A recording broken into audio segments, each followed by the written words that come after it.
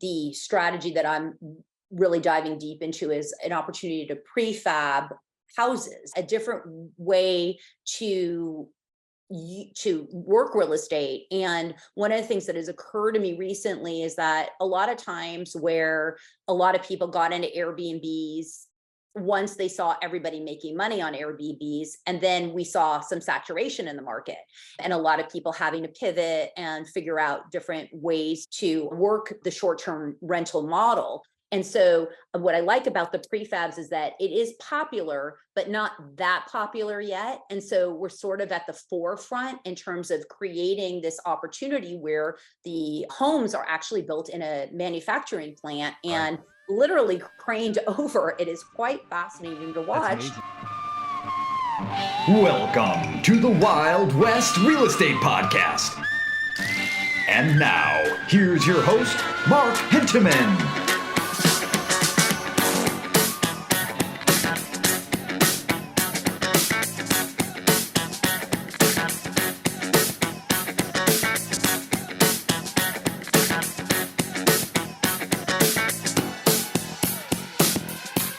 Today's guest is a real estate investor, coach, author, and founder of the Wealth Concierge, helping women become financially free through real estate investing and outside-the-box wealth building strategies.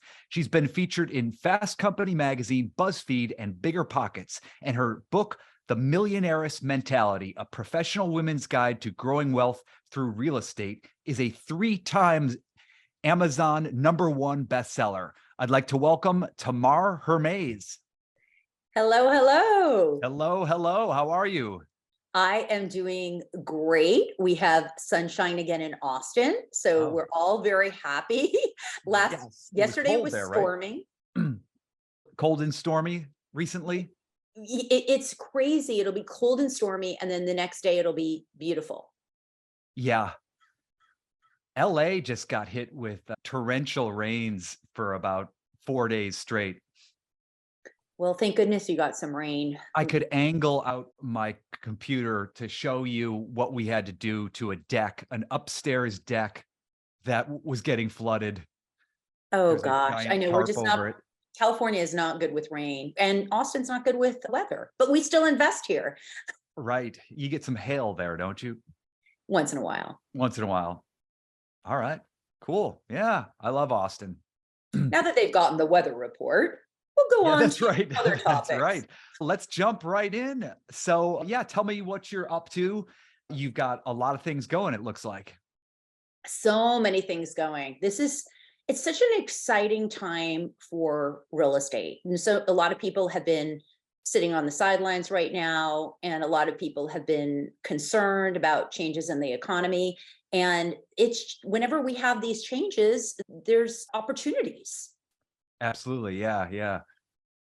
Although, I started investing in 99 and, went through the Great Recession. And sometimes recently, I'm like, you know what? Today is a more difficult situation for real estate investors than 2008. And it's because you can't maneuver. Like when rates are at 6% or more, it's really difficult to maneuver. You can't refi.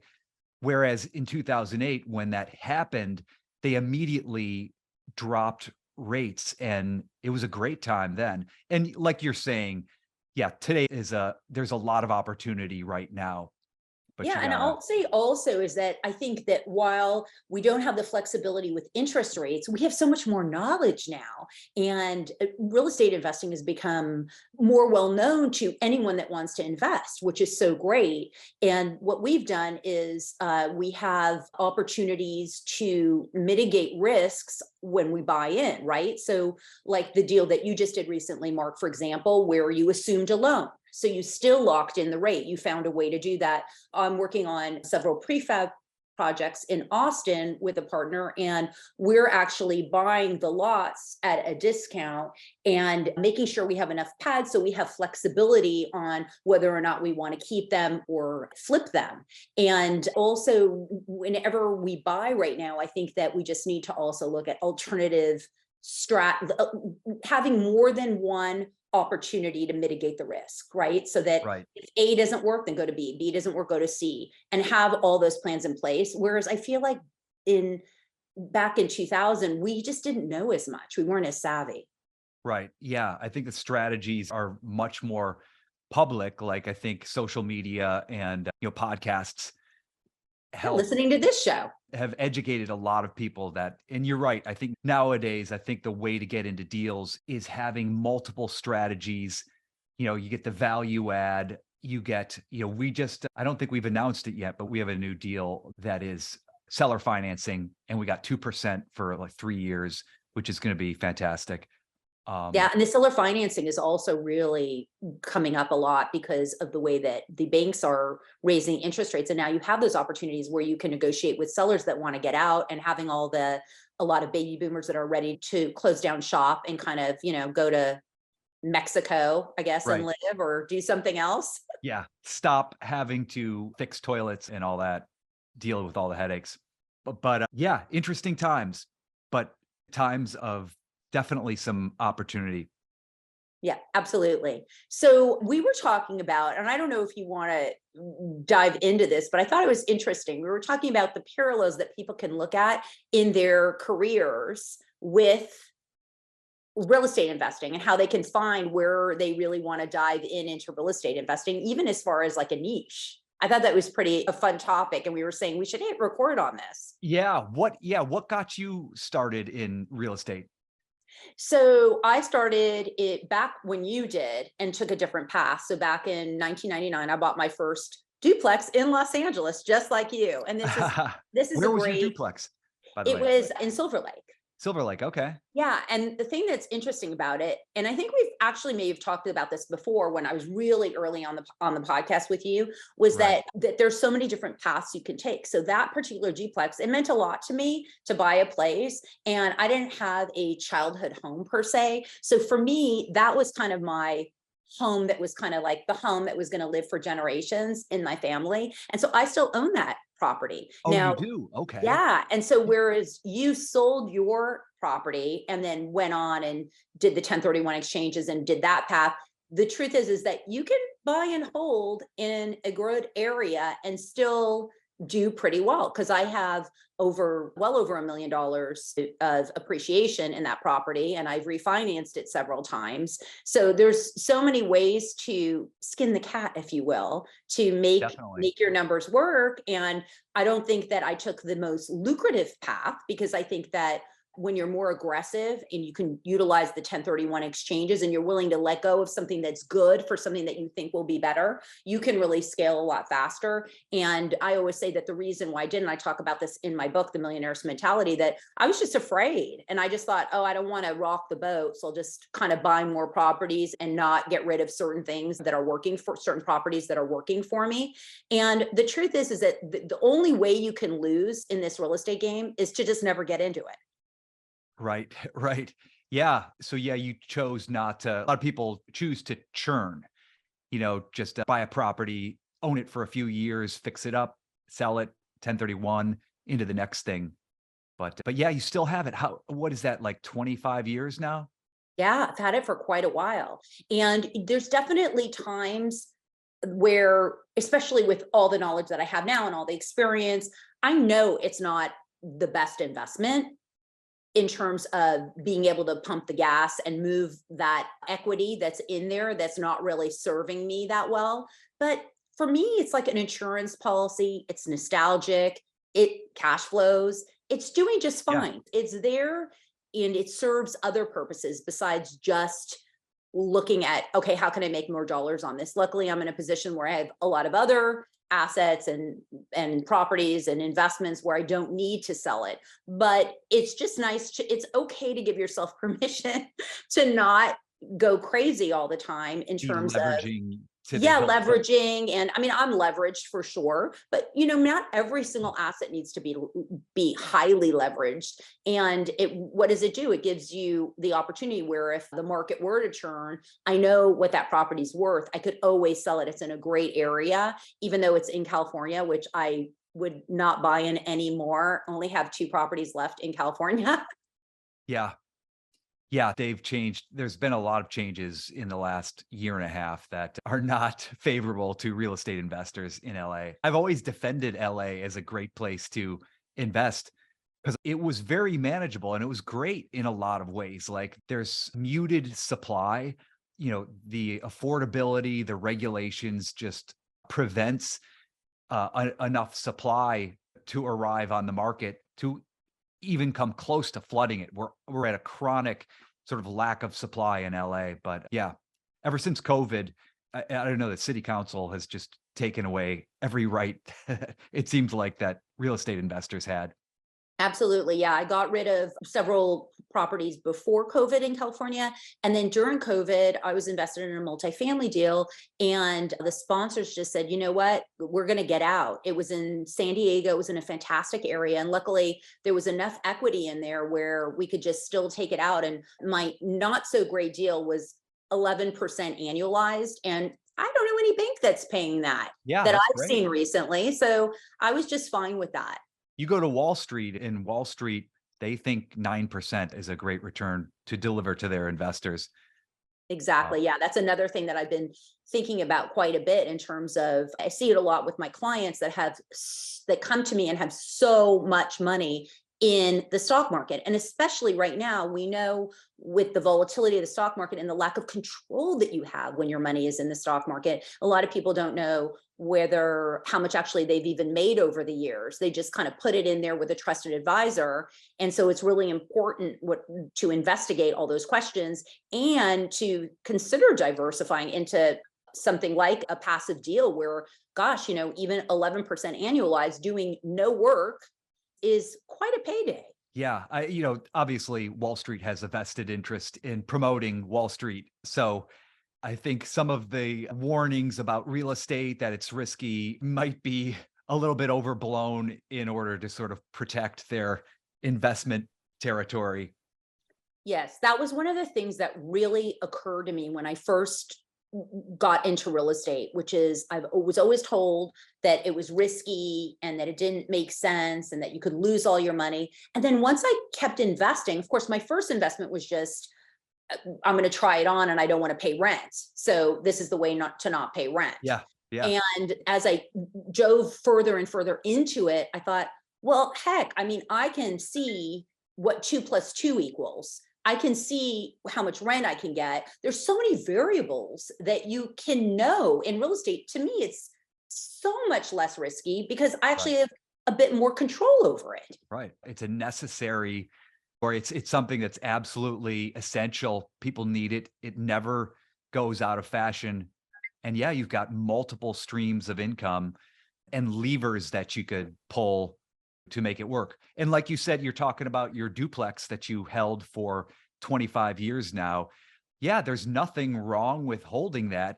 You can, because in a good and maybe a little bit better straight environment, you can endlessly be refinancing that. Like every 2 or 3 years, you could pull out your equity and keep it levered so that you are getting, a higher return.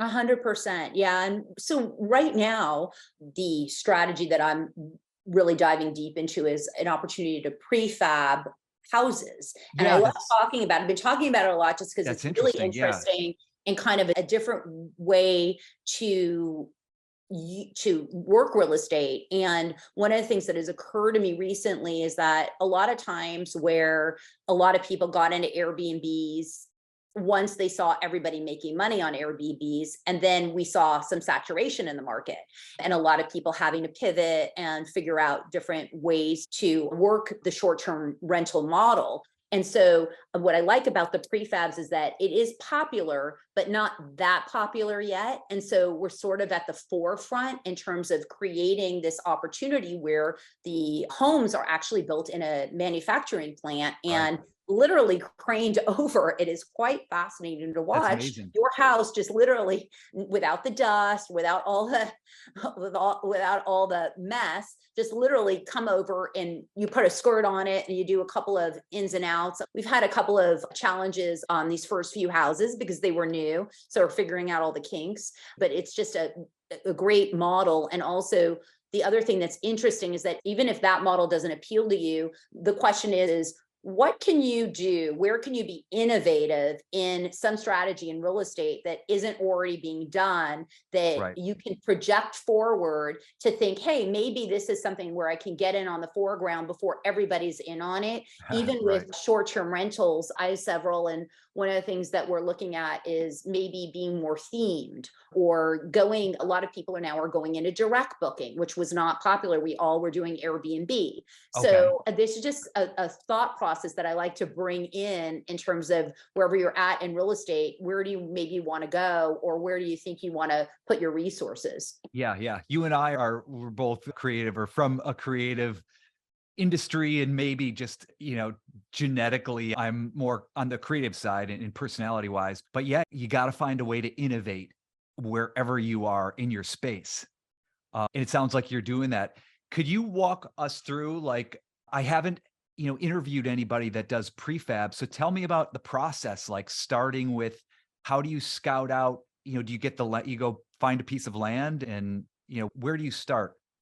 Yeah, so most of these, so one of the things I always like to say is that I'm really big on partnerships. I talk about it a lot. So Sure. my partner does a lot of this work because Okay. he really loves it. And he'd be a great guest for you later on your podcast to dive more into it. But essentially what happens is you want to focus on an area that works for you, where the numbers work and where you believe in the economy, right? Right. Because obviously it's not, you're doing a new build. So you have to figure, you need people to be able to pay for that and want a new build, right? So there's certain areas where you could be priced out. So ours are all in Austin, and we'll find there's a lot of homes in Austin that are seeing a lot better days. Okay. Let's just Okay. say you've seen them, Mark, you know what they look like. Right. And Right. and so we will, we have a system in place with people that go out and obviously will go after these owners directly. Sometimes they're on the market. You can even find them. That's the other misnomer. People feel like, oh, I have to have an inside to have the deal. No, you just need to have the knowledge and know what you're looking for. And you can find things on Zillow. You can find things anywhere. Just because it's on the MLS doesn't mean that it's not a good deal. So a lot of these deals have hit the market, and we see the opportunity to get it. And right now we can get it at a discount. So we'll put those under contract, tear them down, which is pretty inexpensive. That's one of the most inexpensive parts, is to tear down a home, especially a single family.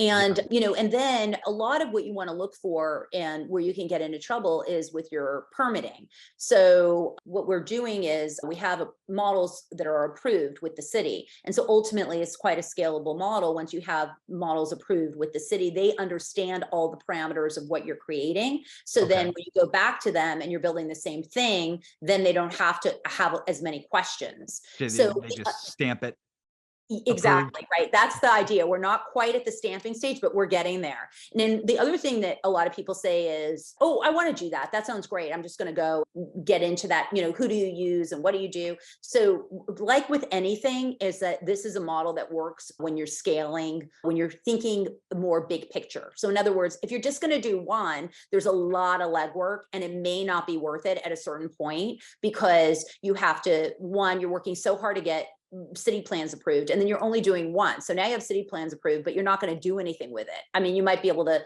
sell those plans eventually to somebody, but it really, you can't get a big discount is the other thing, right? Because if you're only doing one, a prefab company, most of them are pretty busy. They want to do, okay, you have a contract for hundreds of houses, and then it's a lot easier to do it. So it is a model that works better when you're thinking big picture, which is kind of our strategy and Right. our big vision of it. Right. How do you manage the financing of that? Like, so say, I get it totally that, scale, that if you want to, it's nice and it's fun to do one prefab house and get that experience. But when you really want to, make money off of it for the long term, you got to go, like you're saying, is do 100 at a time. What's that process like? Do you have to find 100 lots to Mhm. start? You do. 100 Or usable lots? ultimately we're creating partnerships with people where maybe they have a lot and they want to do 50, and then we'll contract with them through our connection. So we'll do partnerships that way. So we don't ultimately have to find them all. But yeah, we're finding quite a few, and the opportunity is there as long as you can figure out what your model is and work out the kinks. And the other thing I'll say is you need to be able to, and this is one of the things that I think with any strategy that you go forward with, is just being patient and being flexible, because it's not going to end, it's not going to complete when you think it's going to. Right, The right. things are going to go wrong that you don't anticipate. We have had doors come in the wrong side of the house. Things will happen. Things will Sure. happen. So it's going to be your ability to stay calm and to troubleshoot, and also to make sure that the strategy you want to go for or move into is that you have some capex in place. And I know this, Mark, dealing with older buildings where, oh, that wall just came down, I guess we're Right, going to have to put it back up. right. So Yeah, things like that can happen. variables. A lot of variables. And that's part of the fun. I mean, for us, for creatives like us, we just think, oh, the wall came down. Oh, okay. We'll Right, put it up and we'll put a right. mural on it. Could you walk us through, like, do you know the numbers, like in Austin? Let's take, make it Austin specific. Like, what do you pay for a lot? And then, like, what's the build? Just generally, what does the lot cost? And then what is the whole construction process cost? Yeah, the lots can cost anywhere from 300 up through 1.5 million just for the lots, depending on where they're at in the city and how big the lot is. Sure. And you need to be able to qualify for construction loans because you're going to need that.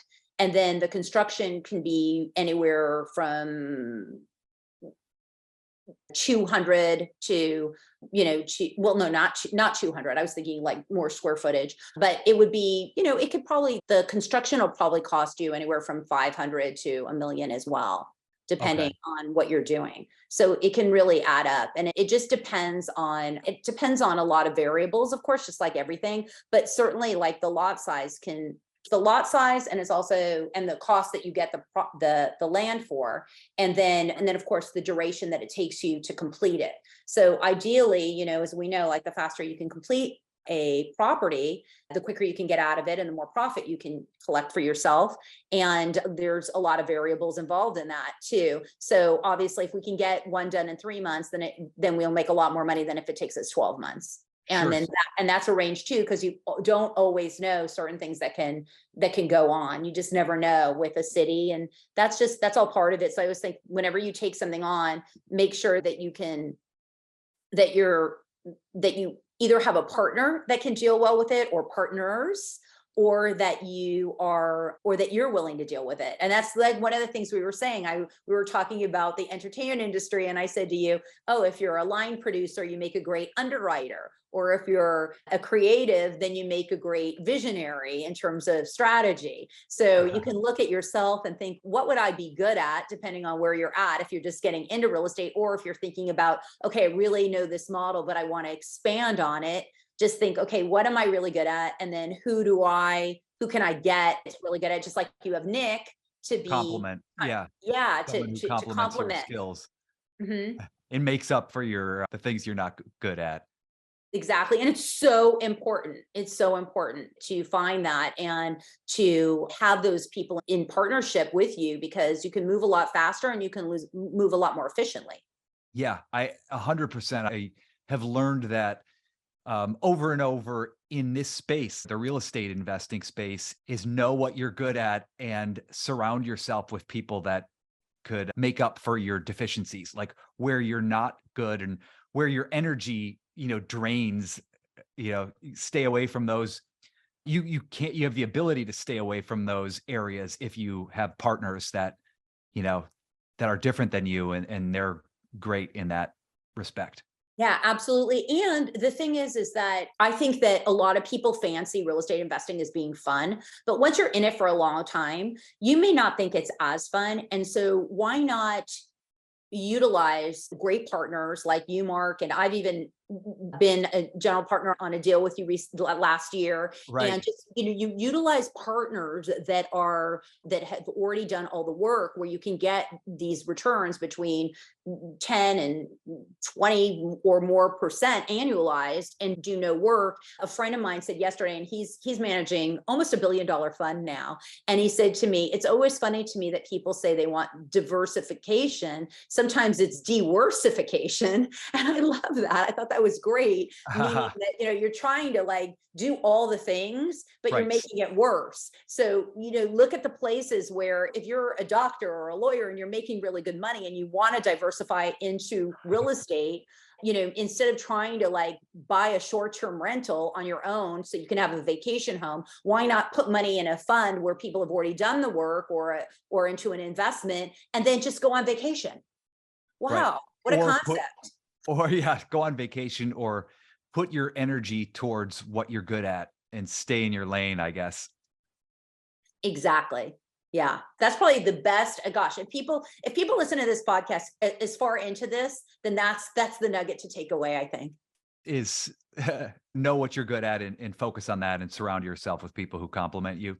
Yeah, and lean into it and enjoy it, and don't be stressed out about if you don't own 80 million doors, because it's really not ultimately about that. There's a lot of people that own a lot of doors, and I own a lot less doors and have more money than them. And there's a reason. Right. So, Yeah. I mean, there's a lot of reasons why that could have happened, but a lot of times people are just counting doors and they're buying inexpensive properties or things with a lot of problems, and they have headaches all the time. So it is important to lean in and to make sure that you don't get yourself into a situation where you're not enjoying the aspects that you've leaned into.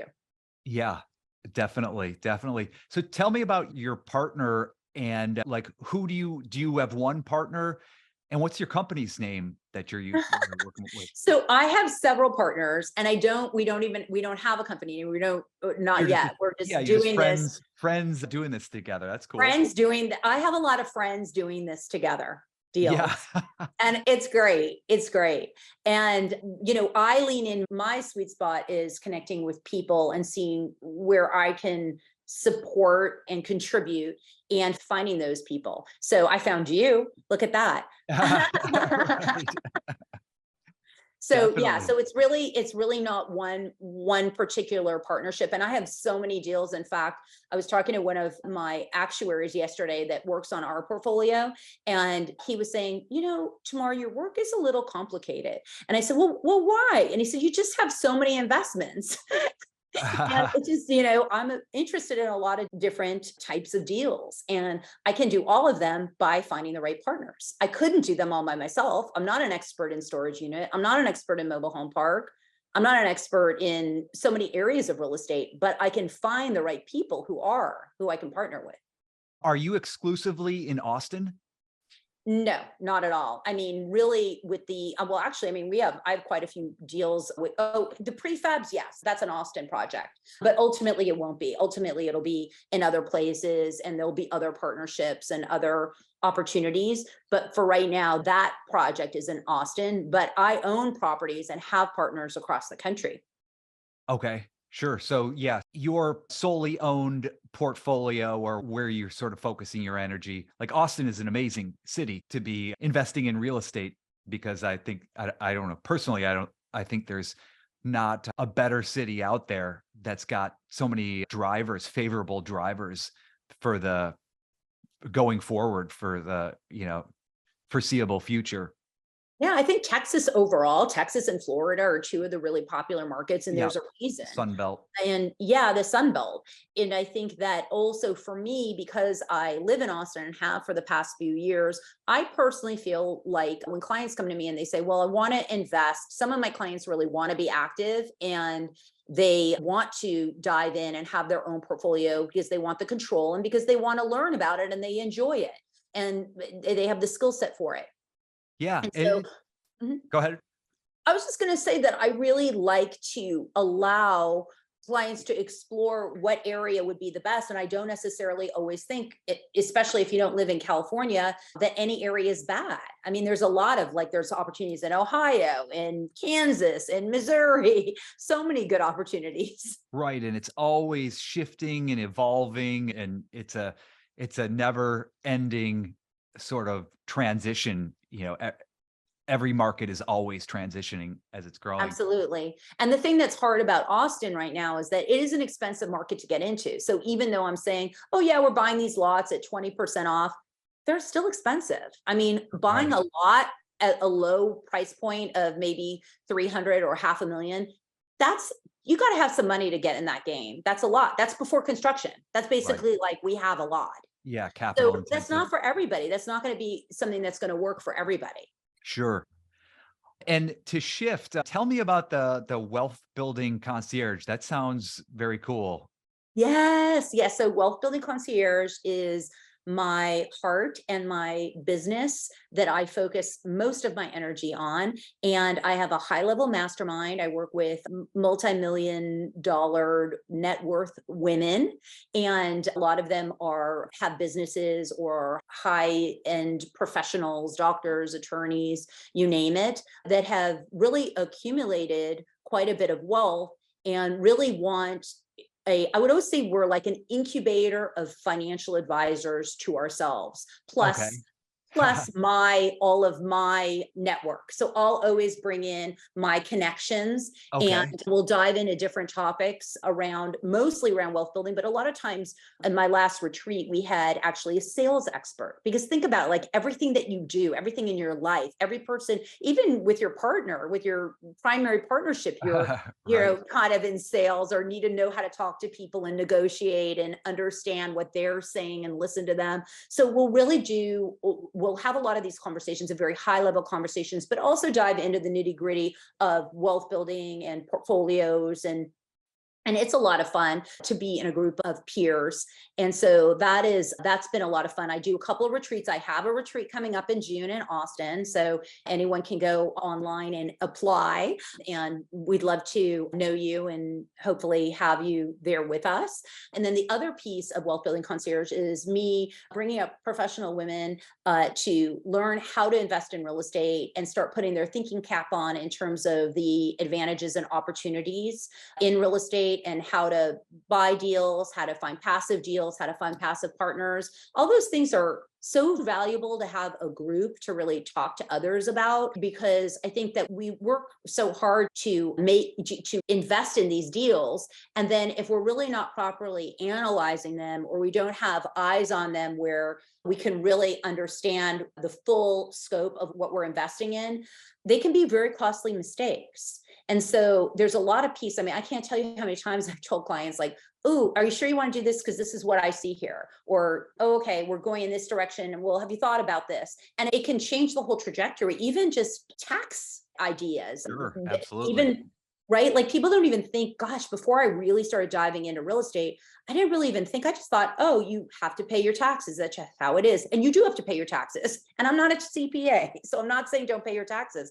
but I am saying that the code is written with advantages and certain advantages that we can utilize. And real estate has a lot of them, and we need to understand them, because I always say, I might make $1 million a year and pay 10% in taxes. So I end up with 900. And you may be making $100 million a year and you may be paying 40% in taxes. So you end up with 600.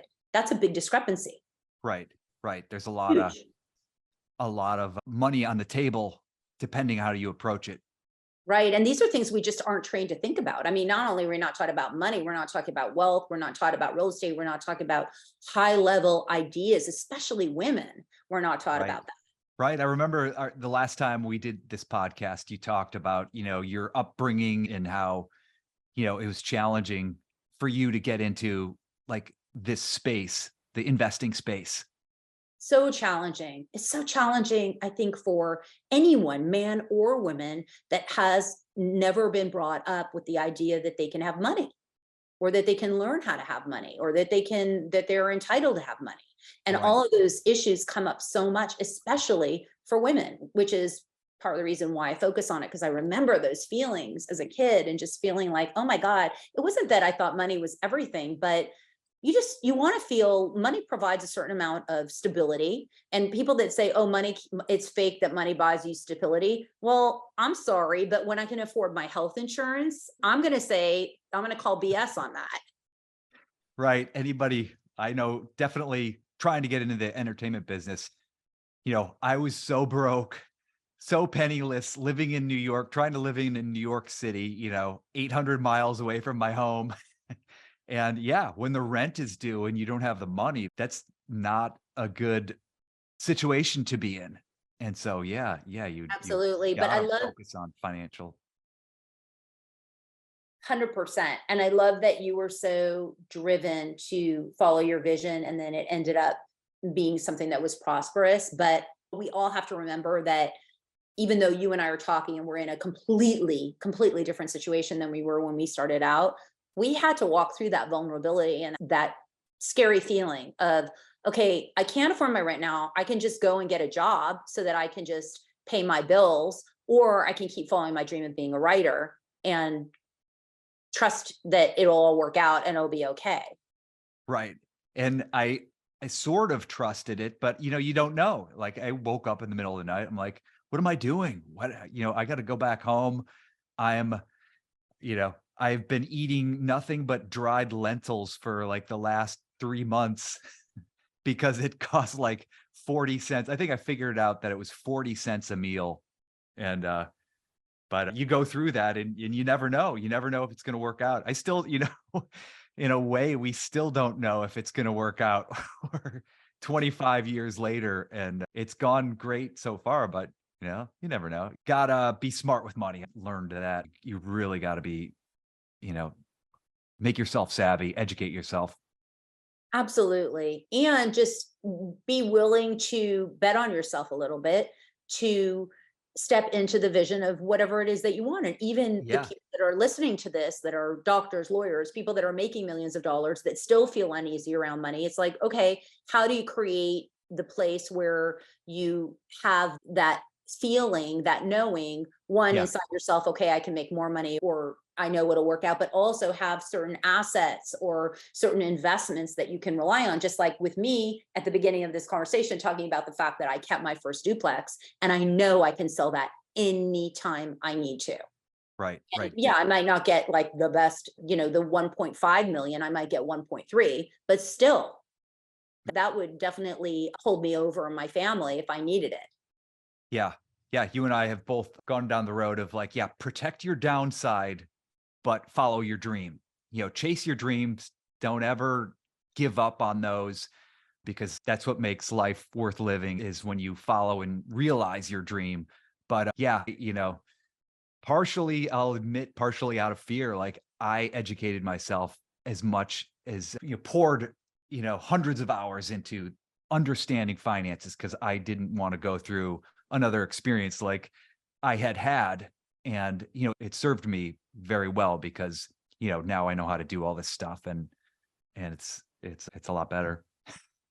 Yeah. And now you have this podcast so that other people can realize their vision and invest with you or whoever else and make their dreams of financial security, freedom, abundance come true. Yeah. Are you ready for I got a few questions I'll throw at Oh, you I'm so excited for the questions. that I love your questions. okay. Yeah. I'm going to start with a couple pretty straight ones. What's a trait that has served you best, both in real estate and in life? I would say the thing that has served me best is realizing my value. I wouldn't say my value, I would say the value and love of connection and of other people. That everybody that ever feels alone or feels like, God, I wish I just knew somebody. I wish I had this person. That person's out there for you. That person is waiting for you. You just have to believe that they're there. You just have to keep reaching out until you find that person. And I feel like my gift in life and in real estate has always been my ability to find those people. And yeah, I get told no a lot. I have people not call me back. I can't believe it. Shocking. But the fact that I keep reaching out and I keep extending that. And I think that's also where the juice of life is, the connection, the love, the playfulness that we have with others. Yeah. And knowing you, I know you're not just, you found those people, but you are that person for Hmm. a lot of people. Thank you. Yeah, and it's like you can't give it away if you don't have it yourself, right? So you have to find that vision of who you are and what you bring into the world. So thank you. Of course. What is your superpower? Hmm. I would say my superpower was what we just talked about, connecting That's what I was with thinking. others. Yeah, it's just connecting with others. And it's so interesting to me too, because it took me so long to realize that that was my superpower. And it's so interesting to me that we can't see ourselves inside of the frame. So we're going through our lives and we're thinking, what's my superpower? What do I have? What's the gift that I bring to the world? Who am I? And all these questions, and they go on and on. I mean, people are in their 50s and 60s, they keep asking themselves the same question. And the truth is that you really find it by listening to other people and letting them share it with you. So if you don't know what your superpower is, no matter where you are, I would say ask someone that really loves you, that's close to you, that is in your life, and say, what do you think my superpower is? And really listen and take it in. Because I literally feel like once I really saw it, people have been telling me that for years, and I just never listened. I thought, no, no, no, I don't know what they're talking about. And then literally it was almost like somebody knocking me on the head to realize, hey, don't you see that you know all these people, that you're connected, that all these people love you and you love all these people? And then I kind of woke up and saw it. And then I was able to really use my superpower for good. Right, right. Once you recognize, what is right in front of you, what you're great at, and then you could stay in that space and explore that space more once you understand it and, Yeah. And help it to it's not grow. just me. It's human nature. Like every single person has that. Every single person has their gift, their superpower. Yeah, that's a great point. So here's our official question round. A book you've recommended most over the past year. Okay. So there's two books that I recommend a lot, and they're in the same theme. So I'm going to share them both. One is Tax Free Wealth by Tom Wheelwright. Anything that Tom does, he's Robert Kiyosaki's CPA. He's very knowledgeable, and he really distills down a lot of tax advantages. And we talked about the power of tax strategy. And so it's really important, if you're going to learn about wealth, you really need to understand a bit about tax strategy so that you can keep more of the money that you're making, that you're working so hard to make.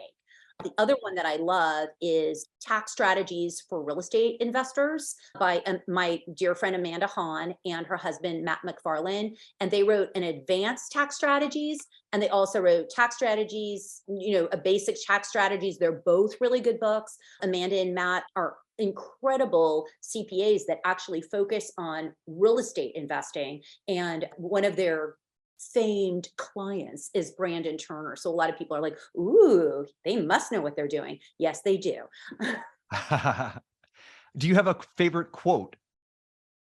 A favorite quote would be the one that sits on the company wall of one of my mastermind members. And it says, you cannot deposit excuses. That's great. I love that. I I got a like laugh that. from the Family Guy. Right. What was your favorite movie when you were 15? This one really stumped me because I couldn't really remember when I was thinking about this, but I know that my one movie that always stood out to me was The Sound of Music.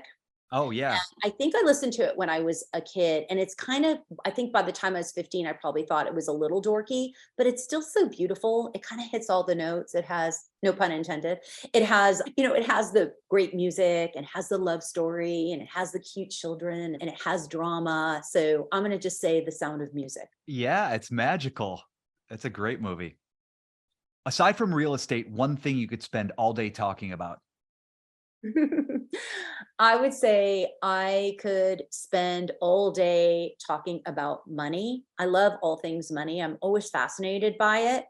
But I also love talking about things that are spiritual, like personal growth. And I love things in the universe where it's like, ooh, like Mark, you were just thinking of this person, and then you walked into a coffee shop and there they were. I love all those kinds of, I could hear stories about that all the time, because I like the way, I like seeing all the pieces fit together, and like this layer that is in the universe that we just know is there, but we don't quite understand it. And it's just very intriguing to kind of play with. So I like talking about that too. So it's funny. It's Yeah. like on one hand, I'm like money, money, money. And then on the other hand, I'm like, ooh, The opposite of money. yeah, like what's in your, you can put them together too. And it's kind of fun. Lastly, how can listeners reach out to you? So you can go on my website, wealthbuildingconcierge.com. Concierge, Concierge.